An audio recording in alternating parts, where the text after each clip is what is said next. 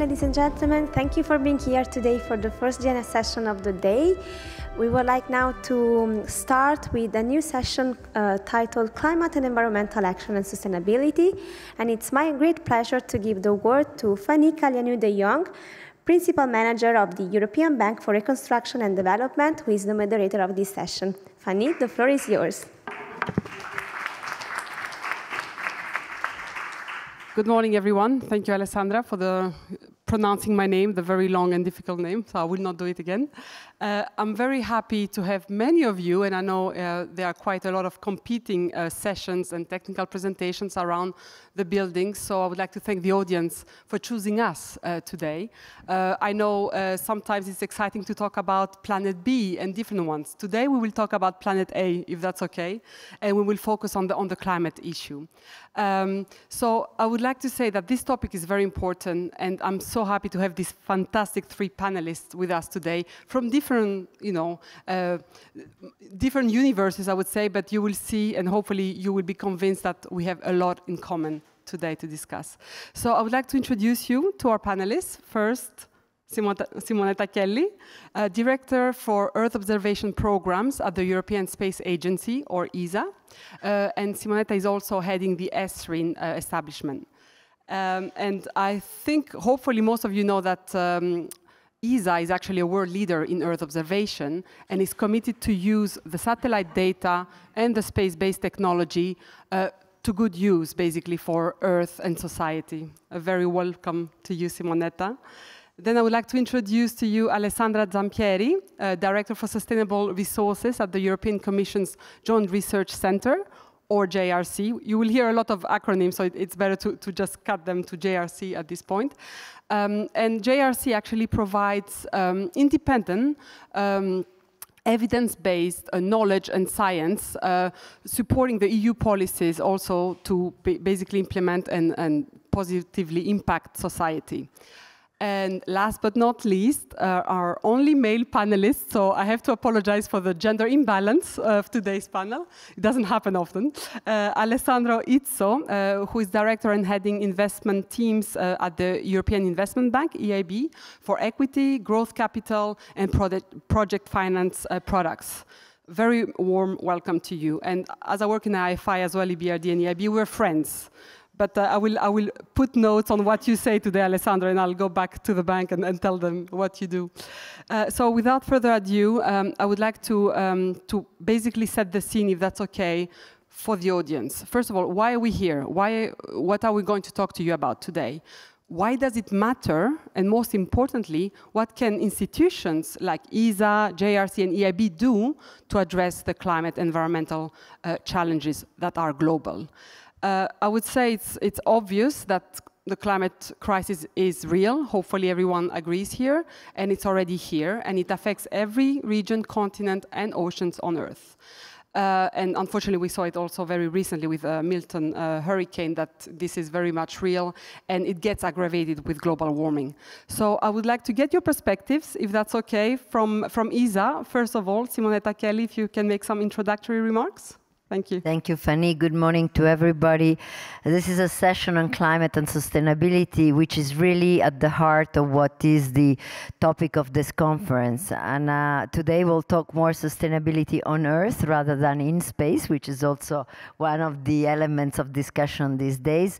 And we have a lot that we can do with space technology, space data, and space solutions in support to the climate crisis and everything that's related to environmental degradation and sustainability overall. I think we have a slide that shows a little bit the connection of what we do at the European Space Agency with relevant environmental conventions of the UN and sustainability goals of the UN. So we've been very active in space with the partner agencies, but at ESA, I must say, since the Johannesburg event in 2002 on sustainability, we were there, we were lucky to be there, and since then, at the international level, we've been working and supporting the relevant UN UN Environmental Convention, which is, of course, the Ramsar Convention, the one on desertification, the one on biodiversity, on which we've been working more, I would say, actively in the last period since Canada events, and on UNFCCC and everything that's related to COP. We've been very active over 20 years. ESA is not a member, of course, of COP, but we are an observer, but we really try to raise the profile of what space can do in support of climate change. And we do that through the connection with SABSTA, which is the technical subcommittee of COP, and we do that through a dedicated program of ESA that we have started in 2008, which is called Climate Change, and it's a program which is not just about building the satellites, and that was traditionally what we've been doing in space, but it's about integrating all the data sources from remote sensing mission, working with the science community in Europe and worldwide, and supporting the climate variables. And that's really at the core of what we do in connection to the Environmental Convention and the Climate Convention. And we have a lot of satellites and missions that can contribute to climate change. So on top of working on 27 climate variables, and today this is really at the heart of what we do in ESA. We are building satellites, and we have many already in operations that support climate. We are working on dedicated development of supporting climate mission. I think of the CO2 mission that we will launch at the end of 26, early 27, that was conceived specifically to support the implementation of the COP agreements of Paris to monitor anthropogenic emission of CO2. In Europe, we have a very close collaboration with the European institution. I'm very happy to see here my colleague from GRC, Alessandra. We work a lot together, and also at the EIB, because this is really an ecosystem, I would say, in Europe that has to be created. ESA is not alone. We work with the national space agencies, but with the institutions that have the mandate to actually organize legislation to support the visibility to decision makers. And there we are working hand in hand, for example, with DG Klima in Brussels to give tools and supporting products to the monitoring of the implementation of the relevant climate legislation. Recently, there was a regulation approved this year on methane. We have dedicated instruments on board of, for example, a satellite that's called Sentinel-5P of the Copernicus missions that looks at methane. And a lot of other European legislation. We work in terms of monitoring the legislation in agriculture and all what is related to the implementation of that. And of course, on the science research side, we have a strong collaboration with the EU entities on the research side, for example, of looking at the evolution of Greenland, Arctic, Antarctic, and all what is done through the collaboration with the wider science community. We have recently had a workshop in Iceland about 2 weeks ago, exactly on that topic, where we showed the relevance of a mission that we have on altimetry called Cryosat, which is a science mission, working together with data from a mission from NASA, ISAT, and really showing what has been the results that the scientists have achieved in terms of using data from both missions and publishing and raising everything that's related to the science relevant of that collaboration. So that's what I wanted to say as a starting point, but there's much more to say, and I'm sure we'll hear more from my colleagues. Thanks a lot. Thank you so much, Simonetta. And what I gather from your introductory remarks, it's a lot about collaborations with different partners, and this is obviously why we're here today. I think we will discuss a bit more about the partnerships, I think, later. I would like to pass now the floor to you, Alessandra, for your introductory remarks. Thank you. Yes, good morning. Good morning, everybody. I'm really very happy to be here and be able to bring also the point of view of the European Commission and the Research Center of the European Commission on how Earth observation can help in meeting the targets and helping Europe and the world to achieve the objectives for environment and the climate. But before doing so, I realized that the Joint Research Center of the European Commission is not very well known. For example, I don't know how many of you know that the third location of the European Commission after Brussels and Luxembourg is based here, a few kilometers from here on the Lake Maggiore. And this is where we carry out research that help developing policies at the European level. And since the 70s, a lot of these policies have been based on Earth observation. We started in '73 using the first Landsat 1 images to monitor agriculture crops. And since then, we as research organization, as science, have always been pushing to use more and more space and Earth observation for all policies. I always like to tell the example of monitoring forest. Member states were monitoring forests through in-site observation. And at a certain point, we researched, the Joint Research Center, collaboration with other partners, we said, well, your calculations for forests are not correct. We had papers in Nature. And this brought to further analysis and finally brought to the establishment of new policies with forest monitoring, which is now going to be discussed. This is to say that the use of Earth observation has been really pushing forward policies on environment, on climate, but in many other fields. And they are so important also to transform the way that policy are carried out, are designed, are monitored, meeting the objectives of these policies. A lot is done nowadays with this observation. And there is a long history behind this. When we started in 1992 to push with a group of organizations and entities in Europe to push for the establishment of a European monitoring system for Earth observation, the Baveno Declaration. And by the way, Baveno is very close to here. And it's close to here because the Joint Research Center is based in Ispra, and Baveno is close to there. And we organized this conference, which gave the initial push to creating then Copernicus. And the way that we bring as science and as organization, research organization, this analysis and this observation into policies is mainly done through talking, a dialogue between science and policy, which we do in an entity which is called a knowledge center on Earth observation. Inside the European Commission, before designing the policy, monitoring the policies, we come together, science policy, we look at the needs, particularly of the environment and climate, and we see how, if there are gaps, that science can fill, or what can be done through the use of Earth observation. I will tell more in a minute later about specifically climate and the environment, but let me tell you, in these days, the new European Commission is going to start. We don't know the date yet. You know that in a few weeks, the beginning of November, there will be the hearings of the new commissioners. And when you look at the mission letters, all these commissioners, President von der Leyen, in the mission letters for all the commissioners of the European Commission says, all these policies must be based on evidence. All policies must be based on evidence. And our role as Joint Research Center is really to make sure that this evidence is made available through a lot of Earth observation, working with our partners. Now, before we, in the next round of questions, I say more about specifically environment and climate, let me tell you 3 things that we think are important for policy design, policy monitoring, policy implementation through Earth observation. First thing is that we have been looking for a long time to policy individually, while now there is a really strong need to look at the policies in a cross-cutting manner, looking more, and this is the second element, to interoperable data, so interoperable indicators of the products. And this also replies to a priority of the European Commission, which is simplification in the way we apply the policies. Earth observation really, also for the environment and for the climate, has really to help a lot to facilitate the implementation of the legislation. And the third element is the integration with other data.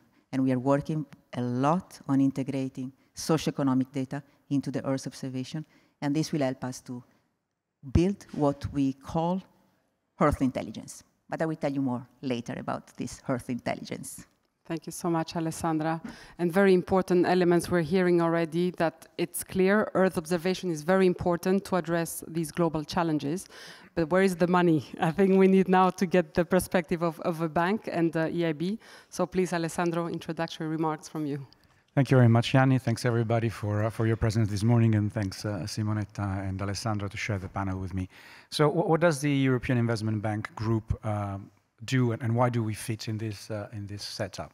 Well, we are the Bank of the European Union. We have a balance sheet of around 800 billion. We lend around 75 or invest 75 billion per year in the European Union.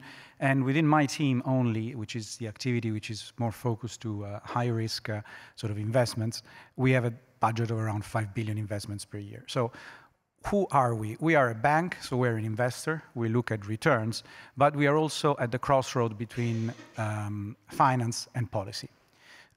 We are not a policymaker, but we're not even a policy taker.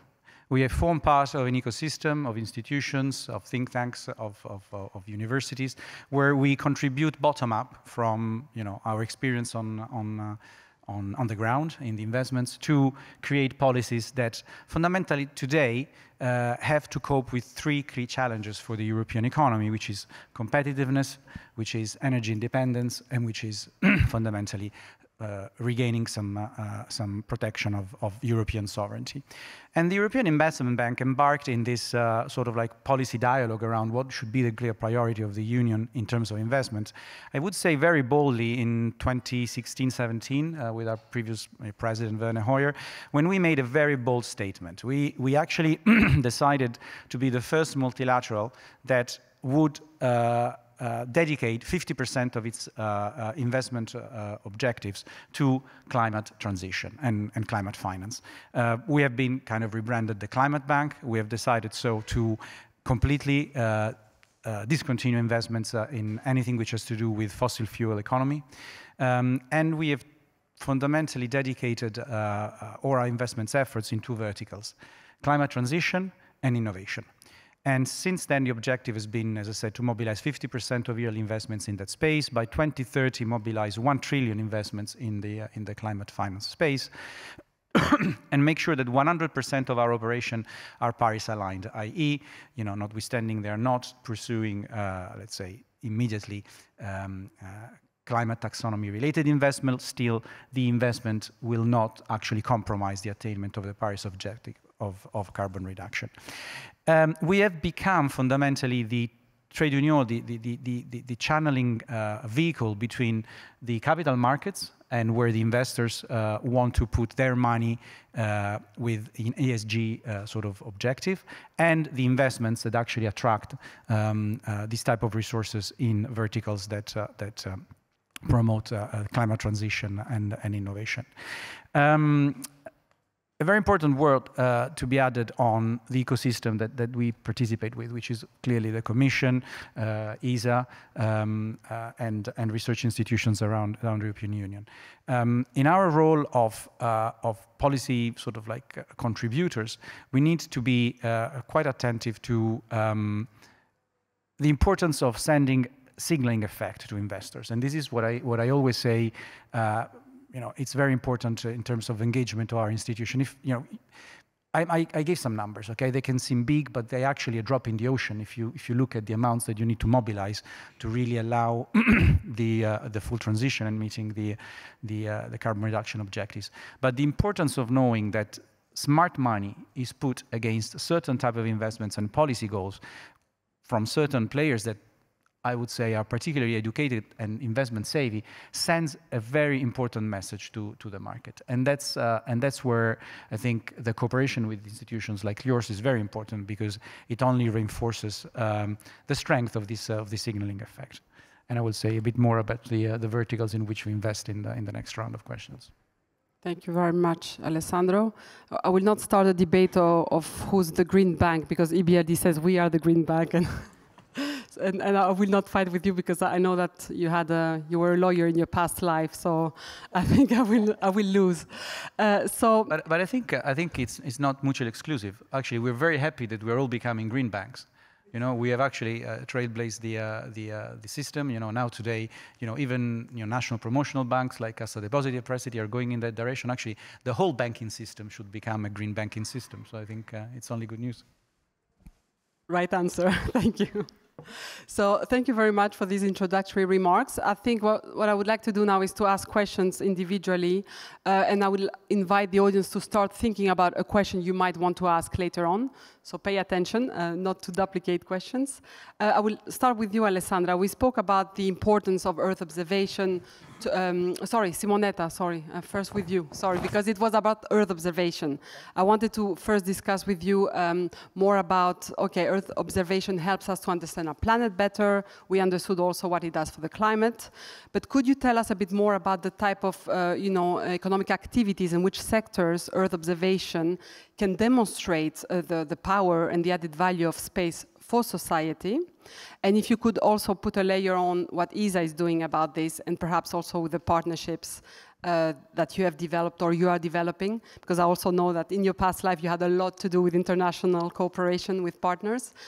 So yes, if you could answer this, please. Thank you. Yes, it's a multifaceted question, but let's start from the economic element as you pointed out. I think what is interesting to note, and we get figures and trends about markets related to the use of data, the value of data, the services and the products which are demonstrated in terms of usability and relevance to support climate and sustainability, which are trends that we get from the European Remote Sensing Association. We have very close collaboration. This is an association, a European one, that actually involves many companies in the value-added sector of EO. We just had a meeting with them last week, and they were giving us the latest reports, figures, which show certainly a trend of increase in that domain. A domain which is, of course, a domain which has more or less an average 10% increase per year, which shows you also a sector which has strong potential in general in terms of economic benefits. Where do we look at more relevant, I would say, application potential in terms of economic sustainability? We have worked recently in the last few years a lot with new partners in different economic sectors. And just to make you an example, the Association of Insurance Companies. We have a lot of collaboration with insurance companies because insurance companies use more and more the EO data to support the damage assessment in case there is a flooding, or in case they have an estimate when you want to sell a real estate of what could be the sea level rise associated to a certain coast area. So that's a sector where we're working. Of course, primary sector, I would say, traditionally is the one of agriculture. Today, there is an objective in Europe of decarbonization. Remote sensing can help a lot, also with an economic dimension, not just a scientific one, to support the implementation of this decarbonization plan and the green agenda. And just there to make you some examples of what we do in this domain, we work in support of the crop classification, crop estimates. We have a world cereal product, which is a worldwide one, 10-meter resolution, which was developed about 2 years ago, which is a very powerful tool to support estimates in terms of crop production worldwide. And those estimates go into the, I would say, evaluation which is done at economic level. So very strong economic dimension of that world cereal product as an example of what we do in agriculture. But not only in agriculture, the objective of decarbonization of Europe implies also that you need to know best when to harvest, when there is a drought plan, and how to rationalize resources like, for example, the pesticides, how to reduce those pesticides. All of these activities that we are doing in terms of demo projects at ESA with partners and with the industry have really certainly an economic dimension. Last example, maybe on this one, it's the energy sector. In the energy sector today, we're looking a lot at renewable energy, of course. We're working very concretely with local authorities. For example, in Austria, we have a system called GNF, which is a platform basically where users don't really care about where the data come and what type of data they're using, but they use those data from remote sensing mission to plan where to establish a windmill. Where is the best site, where you have the best winds profile in terms of valorizing the energy power perspective that you can have, or also in terms of monitoring the renewable energy sites and maintaining them at best. So we use those data sets from EO, and we have a lot of projects at ESA which we run in terms of validation, demonstration of the relevance of those activities. And I just wanted to mention these 3 sectors, but there are many more that we could probably say here about. Thank you, Simonetta. And clearly agriculture is a key area with precision farming, as you said. I would like now to go to Alessandra. Perhaps you can give us some examples where the JRC has been using space-based data also to inform and help the implementation of EU policies. If you can give us some concrete examples so the audience understands what you've done so far. Thank you. Yes, absolutely. I would first, before I give the examples, come back on the competitiveness and the need for investment. 114 billion per year is the estimated amount of money necessary to implement the Green Deal. And there is now this priority in the European Commission, very strong on competitiveness. So when we speak about ecosystem, it's so important that we look at collaboration of Commission, of the banking sector, and very much so of the private sector. And this is also what we try to do with pushing forward the uptake of products and Earth observation by private sector. And the Commission invests a lot of effort really to make sure that what is developed, the data that come from Earth observation are turned into system, and that this can be used for public policies, but also very much so by the private sector. And we will see it a lot more coming in the next years. When we talk about ecosystem, we really are excellent players worldwide in Europe, with ESA, with the Commission, with the banking sector, but also ECMWS, Eurostat, and all together we really develop excellent products and systems. For example, in 2010, 2011, we start looking at the gaps, which were the gaps in the Copernicus, in the Earth observation system for climate. And we did this assessment saying what needs to be improved to monitor the climate through satellites. And this helped to enhance the ESA climate change initiative that Simonetta mentioned before, and also paved the way to establish the Copernicus Climate Change Service, which is a worldwide reference for climate change through Earth observation, as part of these ecosystems that we have mentioned. Now we have started a new assessment of the possible gaps in Earth observation system inside the European Commission with our partners, and we plan to deliver a new recommendations, should be ready next year, and this we hope to help further develop the systems. We should not forget that Europe has very high ambitious projects and objectives for climate change. Europe wants to be the first continent with zero emission by 2050.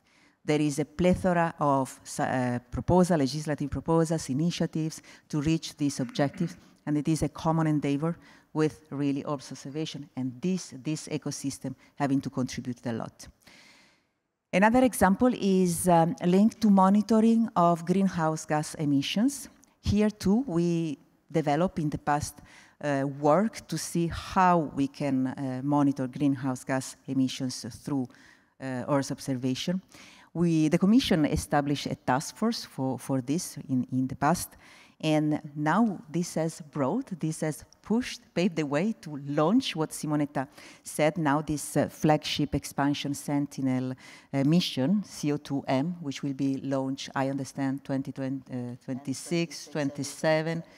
So this is how policy needs push research, but also push establishment of services. And you know, in Europe, we have 6 services linked to Copernicus. And we, at the Joint Research Center, we don't only do research. We don't only identify the gaps in the system. We don't only tell policies, this is how you could best use Earth observation. And it is down now in many, many sectors. But we also operate these systems. We operate the the Copernicus Emergency Management Service, the floods, the droughts, the fires, the mapping when these impacts strikes, And we also operate the land monitoring, always through operations, the global part, while the European part is operated by the European environmental agencies. And through operation of the services, we learn how to improve it, we better understand the gaps, we really help to enhance research and development of the system. Now, when we hear Elisabetta, maybe for the audience, Simonetta, for the audience it's not clear to understand who does what and how we collaborate. And I think Simonetta explained they do a lot of demos. We collaborate in identify how other policies can be served. Agriculture, for example, very important. So we help with the research, with the data, and with the services that we provide in the close collaboration with them and the other entrusted entities, the other foreign entrusted entities in very close collaboration. And this is how we work. And really, this could not be possible without really the ecosystem and the very close collaboration, science, policy, and all the sectors looking at this work with Earth observation. Thank you very much, Alessandra. And what I get again, it's about collaborations. And although we do mention Europe a lot, but obviously you mentioned it's a global matter and a global challenge that we are working on together. So I just wanted to reassure the audience, it's not only about Europe, but obviously this is the focus of the institutions, but it's a global, addressing global matters. I wanted now to get more on the financing side, because we did explain how Earth observation does help to monitor and understand what's happening, but this can create business opportunities for IFIs, so international financial institutions like the EIB. So perhaps, Alessandro, you can give us a bit more flavors of what type of sectors and investment types you currently find yourselves. And yes, absolutely, Yanni. I think I can relate a lot to what Simonetta introduced. From the point of view of the investments that especially the EIB is pursuing, we're looking more at the enabling infrastructure for Earth observation and data transmission. So, but we fundamentally invested in satellite constellations, in orbit services for constellations. So everything which is the infrastructure that habilitates Earth observation and transmission of data. However, we need to look at the possible use cases of the infrastructure to see whether there is an investable case. And I can say that this enabling infrastructure cuts across very many sectors. We heard, forestry management, agriculture. I would say aquaculture is becoming quite prominently present.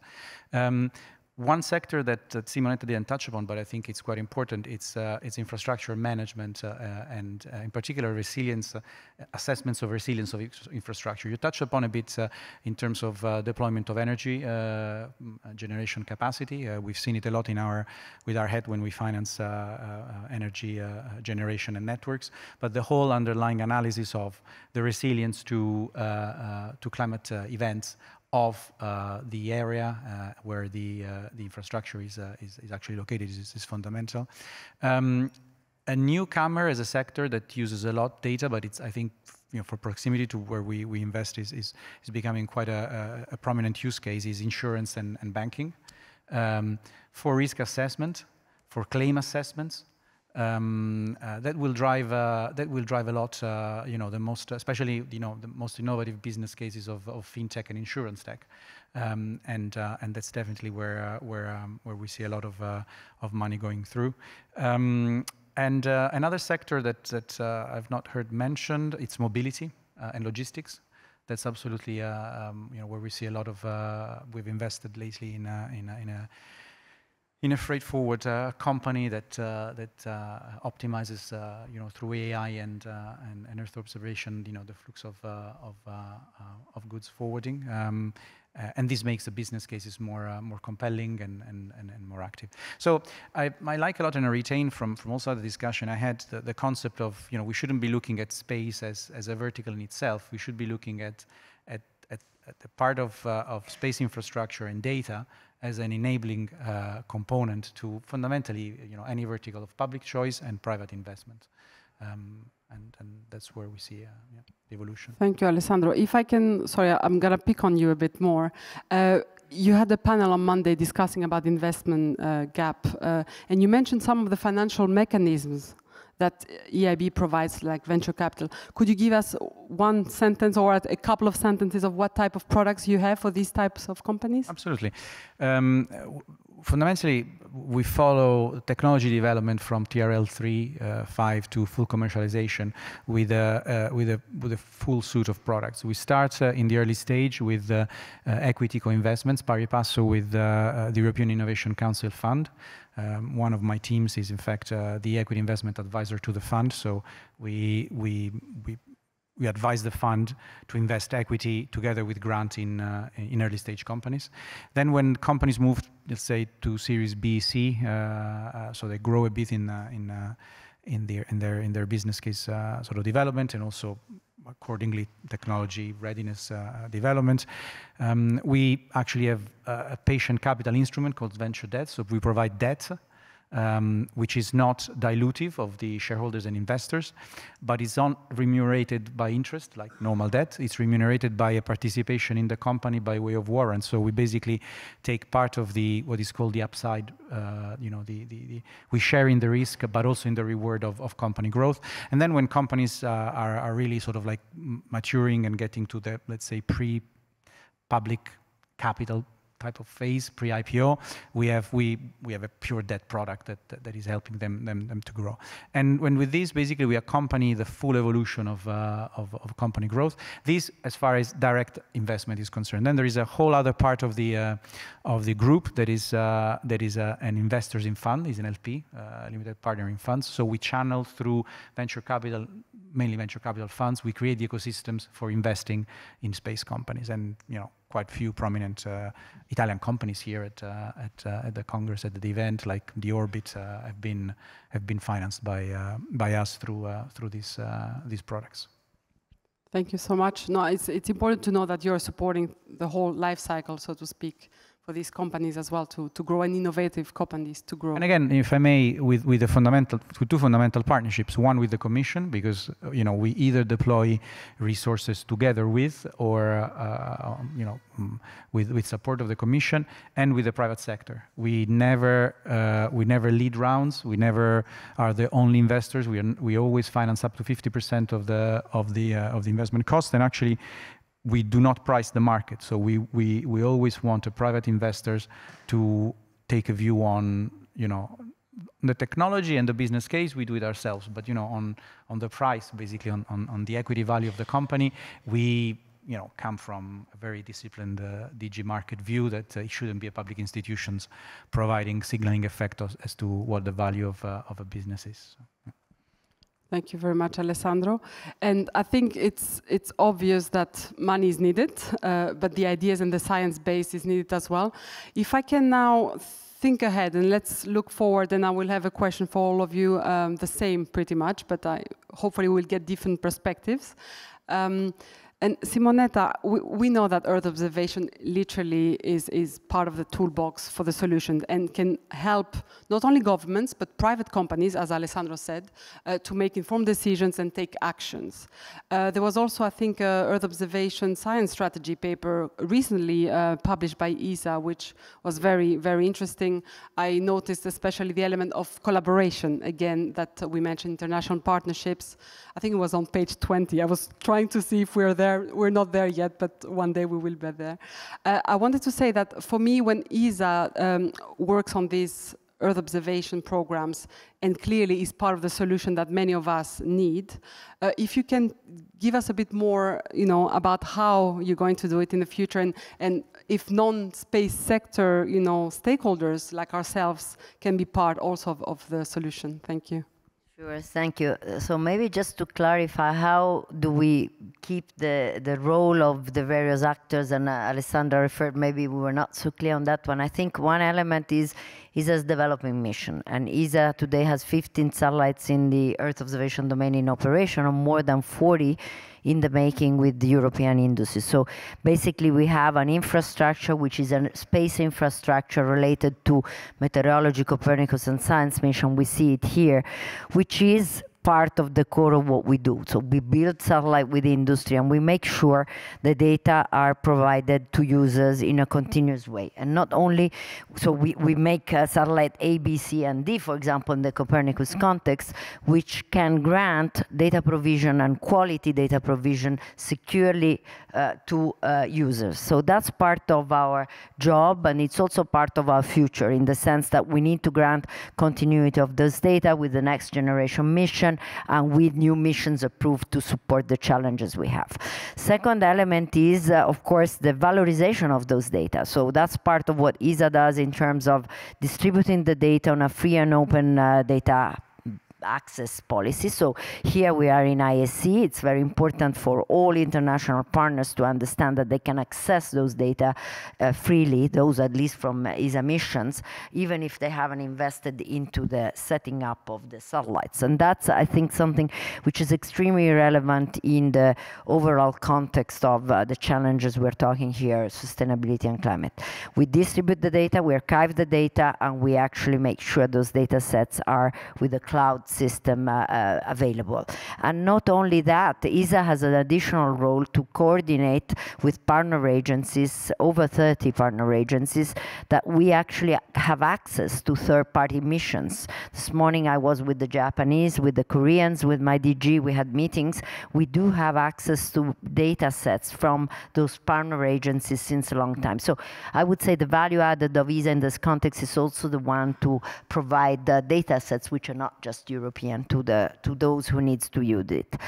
You talk about the evolution. If you think about a context which is the economic one, look at the World Economic Forum this year in February. The top level out of the 10 listed the risk associated to the economy worldwide were associated to climate risks and disaster risks. So the top two. So I think we are part of the solution with space, is as part of that solution. But what we need to do today is not just to have only the demonstration projects that we're talking and that we're doing. I think we are very much working also on what we call digital twins of the Earth, which is a novelty of valorizing the data sets that we have, the wealth of the data sets that we have in Copernicus. For example, we have 300 terabytes of data daily available, and we integrate since a few years digital technologies. You were talking about artificial intelligence, machine learning. We have a collaboration with ECMWF, for example, also in terms of using high computing capability. One of those is here, Cineca in Bologna of ECMWF, and we look at the model of how the Earth would look like on different variables and information. We're already working these days on digital twin of the Earth, on the hydrology of the Mediterranean, how this will look in terms of an evolutive system. This has a very high economic dimension, I would say. So we're not just looking at how the Earth is today, but how it would be in evolutive terms. Also on the topic of natural disasters, we're working on that evolutive model on the Arctic, on the Antarctic, how it will look in 10 years. And I think that's really a perspective of also value added that space can provide to the general discussion on climate and sustainability, where you need models, evolutive models, to help decision makers to take the right decision, and also citizens to be aware what's the challenge that is for everybody. Thank you so much, Simone. And very interesting, the digital twin element, very exciting. You mentioned the World Economic Forum. They also published a white paper, I think recently, again, about the importance of Earth observation. So it's clearly the buzzword right now, and hopefully more and more actors will listen to this. Alessandra, if you can give me your perspective on how going forward, you think we can increase the usage also of Earth observation into your work, and how that can have a wider impact also with other actors? And maybe you can pick on some non-space related partnerships as well, not only space. Thank you. Yes, absolutely. We mentioned the European policies and ambition of Europe, but this is also coming from very important worldwide policy actions. We have a lot of commitments to implement. There is the Sendai framework, the biodiversity framework, the climate change convention. We really have the way that policy in Europe very often follow, contribute to these global commitments that we have taken in this global fora. Then from this we have our policies, and policies that need, as we said, to be implemented, to be designed. This is to say that there is a big joint effort worldwide to advance the way that we can reach certain targets and commitments taken in this global fora. And it is complex, it is not easy, and as you say, space Earth observation is only part of the solutions, but it is an important part. And it's not always easy to understand, also for companies, how can be used, how they can get business out of this data, flows of data that are coming, integration of this data. So have a look, because we produce also documents, for example, deep dives on the biodiversity. Can really Earth observation help implementing the Biodiversity Convention? Now start the COP16 in Cali, in Colombia. Can Earth observation really help with urban adaptation? This is also all work that we are looking at to really help the use of these solutions at worldwide level. And there is a constant need to make sure that these ecosystems advance and really help meeting the objectives. At the end of the day, what we want is to mitigate and also adapt to the climate change, and it is a very big challenge worldwide. Yeah, for example, we are now looking at, we said that we use the Earth observation for greenhouse gas emissions monitoring, but there will be in future the need to look more at land emissions. This is something on which work still needs to be done. And this is done a lot through also international collaborations. We are very active in dialogue with other champions worldwide, space dialogue with Japan, with the US, with South Africa, international collaboration, scientific collaboration, policy collaborations. Well, we cannot go alone, nobody goes on alone, but both for policymakers and for private companies, there is already a lot there that can inspire and can help. And we refer to the World Economic Forum, which is very important. Everybody looks at their here or by here statistics and list of priorities. But there are also the Eurobarometers, where we test the mood of citizens and people and the main preoccupations for people. And in spite of the crisis, financial crisis, the war, the health system issues, climate remains always a big preoccupation, because we see the impact of worsening situation. So also there is this strong support of citizens and public opinions to push further this work. And again, it will be science, it will be applications, it will be the services, but really we need this additional help to understand the Earth and to move from monitoring the Earth, which was the beginning of Earth observation, into understanding what's going on the Earth, and this is really where we are now. But we need a step further through the global community to move into what I said is the Earth intelligence. It's a much more complicated system, biophysical system, but also all other elements, demography changes, and we really have to have a combination in the models and in the data, in the interoperability of the data, in the integration of the data, to really take actions based on very solid knowledge. This is where we are going with the research, through a global effort and collaboration at the international level. Thank you so much, Alessandra. And you said action, and when we mean action, again, Alessandra will put you on the spot as a bank. The action means business opportunities and clients and financial products that are commercially viable and that innovate and grow. So looking ahead, could you give us a bit, a future perspective of what do you think EIB and other institutions, EBRD will get some clients from you, hopefully, can do in the future to support this movement towards the green transition and financially viable projects? Thank you. Sure. I think we start by being part of the community that should raise awareness of the importance of first of all, the challenge that we have, because it's not so given for granted. There are still there's still a lot of resistance in accepting the huge challenge we have ahead in terms of climate transition. There is a lot of education to be done in the ecosystem for actually business understanding of the usability of a lot of these data. Is a bit like like AI. Any business can actually find applications of artificial intelligence to optimize the business, and it's the amount of information that can be used in very many industrial and business verticals to bring across more compelling business cases is huge, and it's not that well understood yet.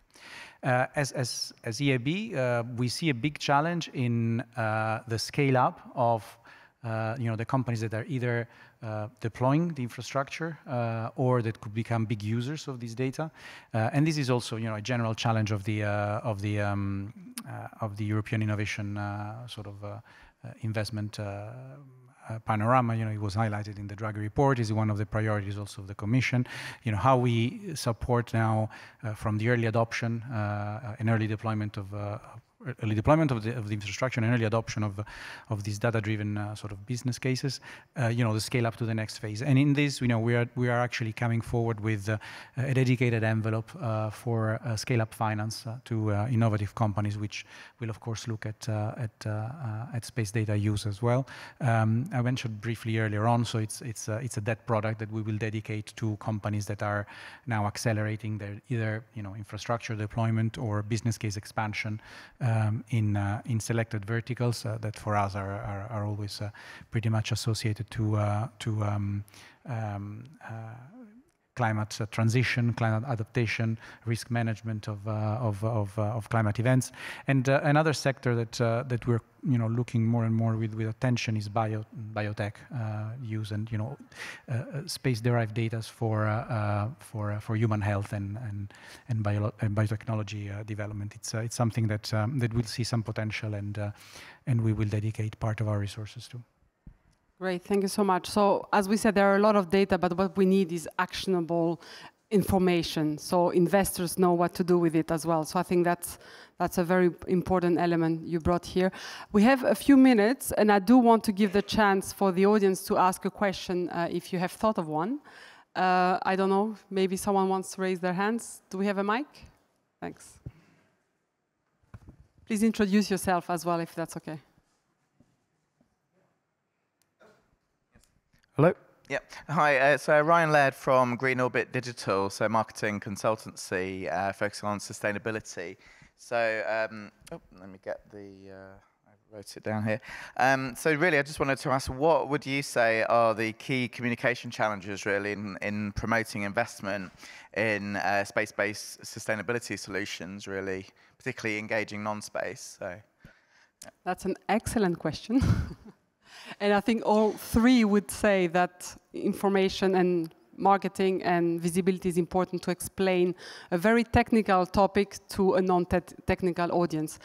I don't know if I can pass you the floor. Yes, maybe Alessandro, thank you.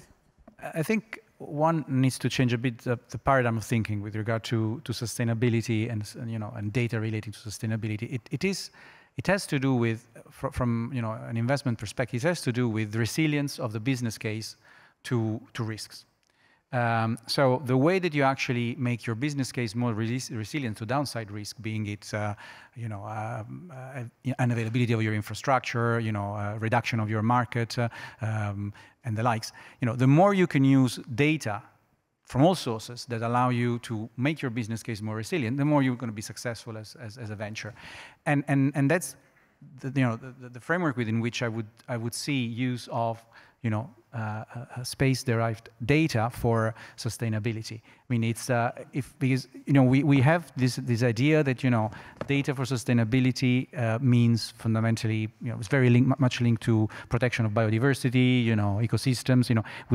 It has a very narrow sort of application in the general sort of like public understanding. But to us, I mean, we actually, as a bank, we have a climate risk rating of our investments. So we do an analysis of how not only from a credit risk perspective, but from a climate risk perspective, an investment will or will not withstand certain downside cases and stress cases, from assets becoming stranded because they are no longer used, to markets disappearing, to unforeseen events affecting the production capacity, their infrastructure use.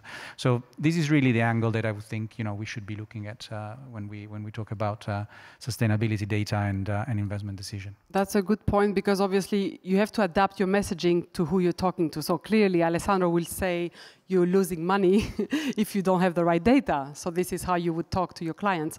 But maybe if I can jump on Alessandro Simonetta to say also on the public awareness, how do you explain that space has a positive impact on society and on the marketing?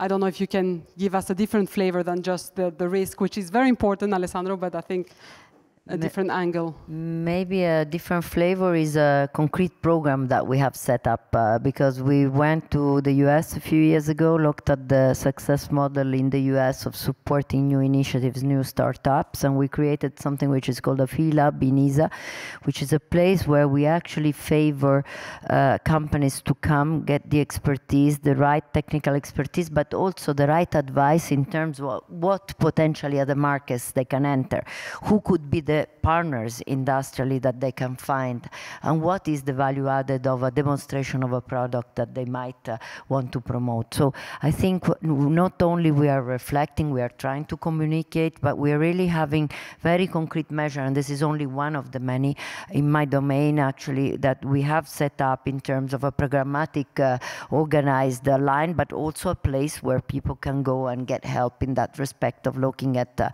markets, assessing the risk, and really getting support for the value added they can get as commercial sector in EU.